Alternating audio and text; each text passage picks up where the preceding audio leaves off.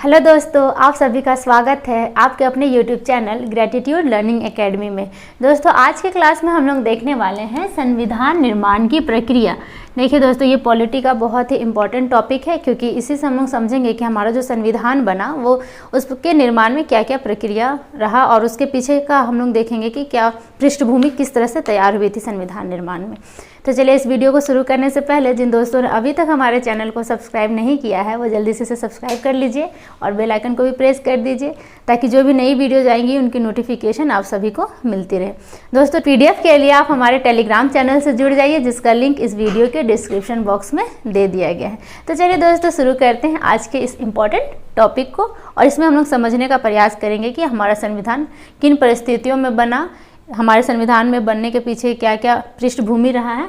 तो देखिए, सबसे पहला जो पॉइंट है संविधान सभा के गठन का विचार। देखिए, जो संविधान हमारा लिखित संविधान है, आप लोगों को जैसे पता है कि भारतीय संविधान जो है वो पूरे विश्व में सबसे बड़ा लिखित संविधान है। ठीक है, अगर आप लोगों से पूछा जाए कि सबसे छोटा लिखित संविधान किस देश का है तो वो USA का है। ठीक है, आप लोग इसको भी याद कर लीजिएगा, ये इंपॉर्टेंट पॉइंट है। तो चलिए देखिए, सबसे पहला जो संविधान सभा का गठन करने का विचार किन्हीं के मन में आया तो वो थे MN रॉय।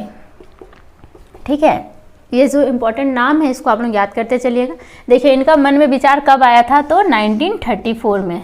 आप लोग इस ईस्वी को अगर देखें तो इस वक्त हमारे भारत में किसका शासन था तो ब्रिटेन का शासन था। ठीक है, तो उसी बीच में इनके मन में विचार आया कि हमारा भी एक संविधान होना चाहिए। देखिए, संविधान क्या होता है, किसी भी देश को चलाने के लिए लिखित दस्तावेज, लिखित कानून, ठीक है, जो सभी नागरिकों के ऊपर लागू होगा। तो इनको बनाने का ये विचार इनके मन में आया। और देखिए, इसका आधिकारिक मांग किनके सामने रखा गया होगा, आप लोग इसको समझ पा रहे होंगे।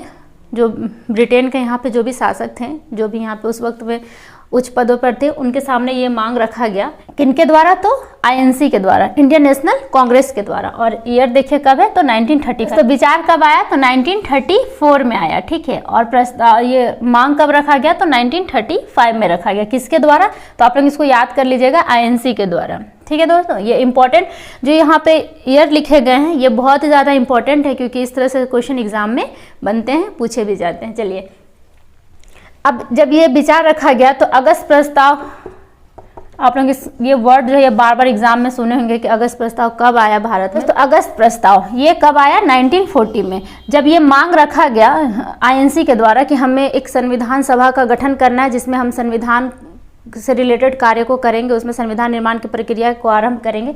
तो जो भी यहाँ पे ब्रिटेन के जो भी यहाँ पे शासक थे, उन्होंने एक अगस्त प्रस्ताव के नाम से 1940 में इसे स्वीकार कर लिया गया। ठीक है, लेकिन क्या हुआ कि बाद में आगे चलकर ये अगस्त प्रस्ताव के अंतर्गत ये बोल दिया गया कि भारत को क्या किया जाएगा, एक स्वतंत्र देश का दर्जा ना देकर डोमिनियन स्टेट का दर्जा दिया जाएगा। तो जिन्हें INC के जो भी प्रमुख नेता थे उन्होंने इसे खारिज कर दिया। ठीक है, तो उसके बाद आया क्रिप्स मिशन। देखिए, ये भी आगे चलकर क्या हो गया, असफल हो गया। क्यों? क्योंकि इसे मुस्लिम लीग ने अस्वीकार कर दिया, क्योंकि मुस्लिम लीग का मांग ये था कि हमें एक अलग देश चाहिए। ठीक है, देखिए दोस्तों, क्रिप्स मिशन जब भारत आया 1942 में और ये जब असफल हो गया तो इसके असफलता के बाद क्या हुआ, कैबिनेट मिशन भारत में आया। ठीक है, तो ये भी आप लोगों से पूछा जाता है कि कैबिनेट मिशन कब आया तो 1946 में, और इसने ये भारत में संविधान बनाने की जो भी प्रक्रिया थी उसे आगे बढ़ाने में इसने सबसे ज़्यादा महत्वपूर्ण योगदान दिया। ठीक है, तो आप लोगों को जैसे पूछा जा सकता है कि भारतीय संविधान जो बना है वो किनके आदेश पे बना, तो ये कैबिनेट मिशन का। ठीक है, तो इसे आप लोग याद कर लीजिएगा, क्योंकि देखिए इसके बाद ही जो इम्पोर्टेंट पॉइंट है वो यहाँ से शुरू हो जाएंगे। तो देखिए, संविधान सभा के लिए चुनाव, जो नेहरू जी थे उन्होंने बोला कि जो भी संविधान सभा में जो भी लोग चुन के जाएंगे, जो भी संविधान का निर्माण में प्रक्रिया में जो भी भाग लेंगे, वो ऐसे ही नहीं आ जाएंगे, उनका क्या होगा, चुनाव करवाया जाएगा। ठीक है, तो ये चुनाव कब क्या करवाया गया तो जुलाई अगस्त 1946 में। तो देखिए, ये जो चुनाव था ये डायरेक्ट इस तरह से प्रत्यक्ष चुनाव नहीं था, ये अप्रत्यक्ष चुनाव था। एक तरह से आप लोग मनोनयन की प्रक्रिया समझ सकते हैं कि इसमें क्या हुआ कि जो भी लोग थे उनको इस तरह से बांट दिया गया कि प्रत्येक 10 लाख की संख्या पर एक व्यक्ति जो है वो संविधान सभा में जाएंगे, जो भी संविधान निर्माण की प्रक्रिया में भाग लेंगे। ठीक है, तो इस तरह से सवाल आप लोगों को बनेगा। तो देखिए, कुल जो सीट इसमें रखा गया था वो कितना रखा गया था तो 389, ये आप लोगों के लिए इंपॉर्टेंट है। और संविधान सभा का गठन कब किया गया तो नवंबर 1946 में। देखिए चुनाव कब किया गया था, जुलाई अगस्त 1946 में, और ये सभा का गठन कब कर दिया गया, तो नवंबर 1946 में। और इसमें सीटों की कुल संख्या कितनी रखी गई, तो 389, ठीक है। और इस सीट को भी बांट दिया गया। देखिए उस वक्त भारत में ब्रिटिश का शासन चल रहा था, तो देखिए ब्रिटिश भारत के अंतर्गत जो भी एरिया थे उनको दे दिया गया 296 सीट, ठीक है। और जो देसी रियासत, वैसे क्षेत्र जहाँ पे वहाँ के जो क्षेत्रीय राजा थे, ठीक है, उनके अंतर्गत कितना सीट दिया गया, तो 93। और देखिए यहाँ पे यही बात को लिखा गया है कि प्रत्येक 10 लाख पर एक सीट दिया गया था। तो देखिए जब चुनाव हो गया तो इनमें जो सीट है इस तरह से बंट कर आए। देखिए सबसे ज़्यादा सीट किनको मिला, INC जो कि इंडियन नेशनल कांग्रेस के नाम से जिसे हम लोग जानते हैं, कुल सीट में से कितना इनको मिल गया, 208, ठीक है। और मुस्लिम लीग, आप इसे दो पार्टी कह सकते हैं, उस वक्त की दो सबसे बड़ी पार्टी थी, जैसे अभी चुनाव की प्रक्रिया में जो बहुत इंपॉर्टेंट पार्टियां होती हैं उस तरह से, तो इन्हें कितना मिला, 73, ठीक है। और छोटे समूह व स्वतंत्र सदस्य को 15 सीट, ठीक है। आप लोगों को ये पूछा नहीं जाएगा, लेकिन ये 2 पॉइंट जो हैं ये पूछे जा सकते हैं कि इन्हें कितना कितना सीट मिला था, ठीक है। चलिए अब इसके बाद हम लोग आगे बढ़ते हैं कि यहाँ पे चुनाव हो गया, लोग चुन के आ गए, सभी लोग यहाँ पे जमा हो गए कि संविधान का अब हम लोग को निर्माण करना है। तो जो सबसे पहला बैठक था वो औपचारिक तरीके से किया गया, और ये कब किया गया, तो 9 दिसंबर 1946 को। ये आप लोगों से पूछा जाता है सवाल कि सबसे पहली बार बैठक कब किया गया, तो ये डेट के साथ आप लोग याद रखेंगे 9 दिसंबर 1946। और इसमें क्या हुआ कि अध्यक्ष, देखिए यहाँ पे अध्यक्ष आप लोगों को 2 बार मिलेगा, तो इसे आप लोग अस्थायी अध्यक्ष से याद रखेंगे, ठीक है। किन्हें बनाया गया, सच्चिदानंद सिन्हा को।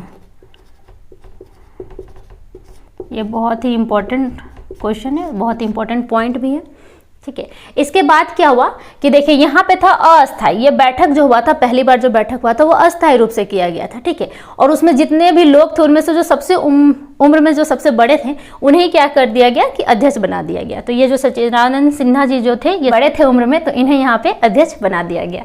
चलिए इसके बाद इसके 2 दिन के बाद ही 11 दिसंबर 1946 को अस्थायी बैठक हुआ, ठीक है। और इसमें क्या हुआ कि डॉक्टर राजेंद्र प्रसाद को अस्थायी अध्यक्ष बना दिया गया, ठीक है दोस्तों। किसे बनाया गया, तो डॉक्टर राजेंद्र प्रसाद जी को। ये बहुत ही इंपॉर्टेंट पॉइंट है।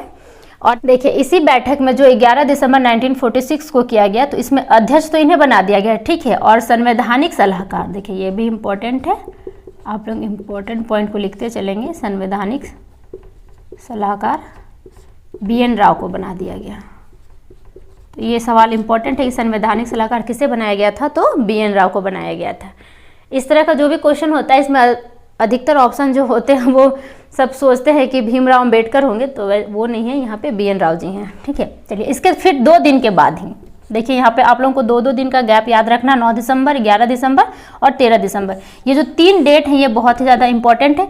देखिए 13 दिसंबर को क्या हुआ, जवाहरलाल नेहरू जी के द्वारा एक उद्देश्य प्रस्ताव रखा गया, ठीक है। इस उद्देश्य प्रस्ताव में क्या बताया गया, ये समझिए कि एक तरह से कुंजी था, ठीक है। इसमें बताया गया कि हमारा जो संविधान होगा उसका स्वरूप कैसा होगा, हमारे संविधान के अंतर्गत किन बातों को लिखा गया है, हमारा संविधान का स्रोत क्या है।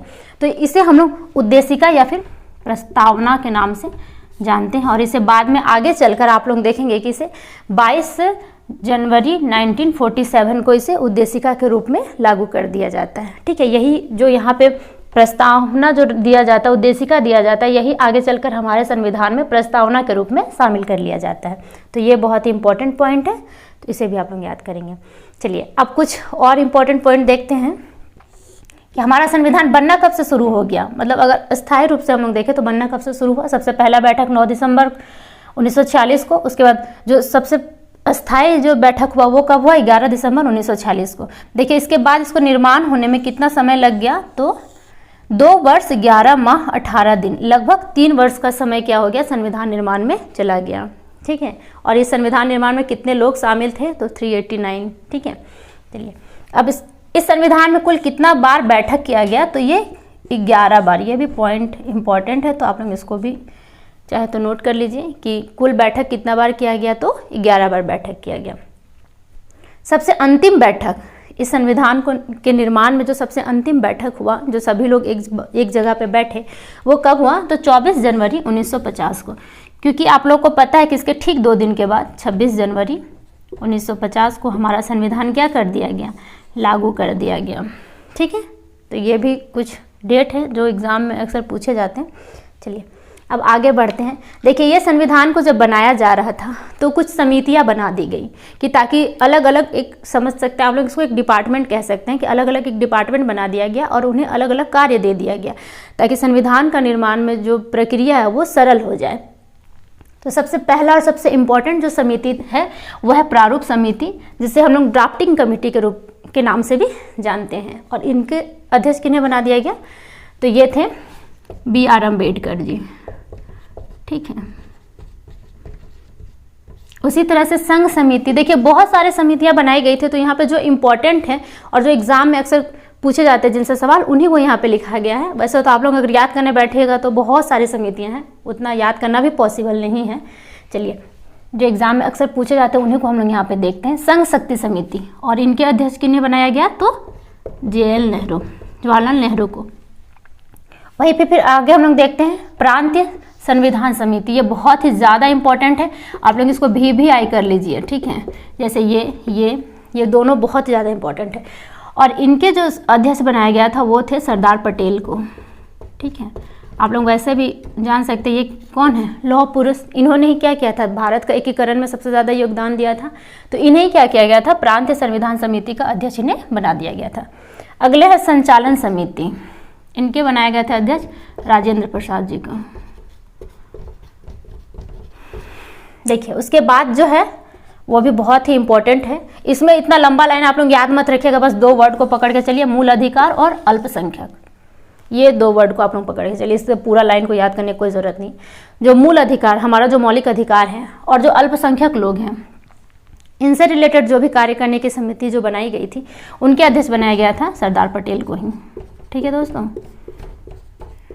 चलिए उम्मीद करते हैं कि यहाँ तक आप लोगों को कुछ चीज़ें बहुत अच्छी से समझ में आ रही होगी। तो चलिए आगे बढ़ते हैं और कुछ और इम्पोर्टेंट पॉइंट को देख लेते हैं जो अक्सर डेट के साथ एग्जाम में पूछे जाते हैं। जैसे कि यहाँ पे आप लोगों को कुछ डेट लिखा हुआ दिखाई दे रहा है, तो इन डेट का क्या क्या है इंपॉर्टेंट, उसको हम लोग यहाँ पे देख लेते हैं। तो जो सबसे पहला जो डेट था यहाँ पे 22 जनवरी 1947, इसे मैंने आप लोगों को बता दिया है कि यहाँ पे क्या था, हमारे जो प्रस्तावना है उसे स्वीकार कर लिया गया था। तो आप लोग यहाँ पे प्रस्तावना वर्ड देखिए। आप लोग ना अगर पूरा लाइन याद करने चलिएगा पॉलिटी में तो भूल जाइए कि पॉलिटी आप लोगों को कभी आसान लगेगा। इसमें आप लोगों को क्या करना है, एक एक वर्ड को पकड़ कर चलना है। ठीक है, देखिए दूसरा जो डेट है वो है 22 जुलाई 1947 को। इसमें क्या किया गया था, तो हमारे राष्ट्रीय ध्वज को अपना लिया गया था। किसे अपनाया गया था, तो राष्ट्रीय ध्वज को। जो भी हमारा राष्ट्रीय ध्वज अभी क्या है, तिरंगा, उसे यहाँ पे अपना लिया गया था। चलिए अगला जो डेट है दोस्तों वो है 24 जनवरी 1950। इसमें 3 बहुत ही इंपॉर्टेंट चीज़ हुए थे। चलिए हम उन्हें एक एक करके देखते हैं। सबसे पहला चीज़, हमारा जो राष्ट्रीय गान है, हर किसी को राष्ट्रीय गान अपना याद ही होगा, इसे अपनाया गया। ठीक है, इस डेट को। इसके साथ ही हमारा जो राष्ट्रीय गीत है इसे भी अपनाया गया। और दोस्तों इसी डेट के दिन क्या हुआ कि हम 24 जनवरी 1950 के दिन ही डॉक्टर राजेंद्र प्रसाद जी को, ठीक है, ये हमारे देश के पहले क्या बने, राष्ट्रपति। ठीक है, तो आप लोग यहाँ पे देख लें कि एक ही डेट में क्या 3 चीज़ हुआ। और ये क्वेश्चन एग्जाम में बनते हैं कि राष्ट्रीय गान को कब अपनाया गया, राष्ट्रीय गीत को कब अपनाया गया, राष्ट्रीय ध्वज को कब अपनाया गया। इसके साथ ही कुछ और जैसे समितियां हैं उन्हें भी आप लोग याद कर लीजिए, जैसे झंडा समिति के अध्यक्ष कौन थे। तो इसी तरह से कुछ और भी पॉइंट है जो एग्जाम में क्वेश्चन जिससे बनते हैं। आशा करते हैं दोस्तों कि यहाँ से आप लोगों को बहुत ही कुछ नया सीखने को मिला होगा और बहुत सारे पॉइंट ऐसे होंगे जो आप लोगों को बहुत ही अच्छे से क्लियर हो गए होंगे। तो फिर चलिए दोस्तों मिलते हैं अगले क्लास में, तब तक के लिए धन्यवाद, अपना ख्याल रखिए।